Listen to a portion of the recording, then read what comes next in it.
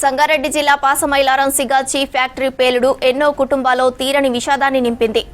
తండ్రి, భర్త లాంటి ఎందరో ఇంట్లో డ్యూటీ వెళ్తున్నా అని చెప్పి తిరిగి రాని లోకాలకు వెళ్లారు.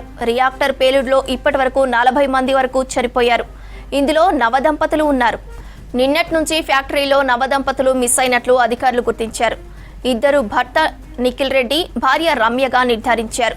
వీరిద్దరికీ నెల క్రితం పెళ్లి జరిగింది. దంపతులు ఇద్దరు సిగాచి పరిశ్రమలో ఉద్యోగం చేస్తున్నారు. వీరి స్వస్థలం జమ్మలమడుగు, ఏపీ కడప జిల్లాకు చెందిన వారిగా గుర్తించారు. సంగారెడ్డి జిల్లా పాసమైలారం సిగాచి ఫ్యాక్టరీ పేలుడు ఎన్నో కుటుంబాల్లో తీరని విషాదాన్ని నింపింది.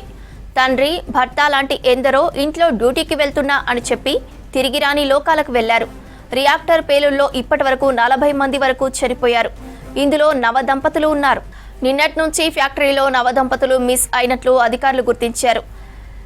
భర్త నిఖిల్ రెడ్డి, భార్య రమ్యగా నిర్ధారించారు. వీరిద్దరికీ నెల క్రితం పెళ్లి జరిగింది. దంపతులిద్దరూ సిగాచి పరిశ్రమలో ఉద్యోగం చేస్తున్నారు. వీరి స్వస్థలం జమ్మలమడుగు, ఏపీ కడప జిల్లాకు చెందిన వారిగా గుర్తించారు.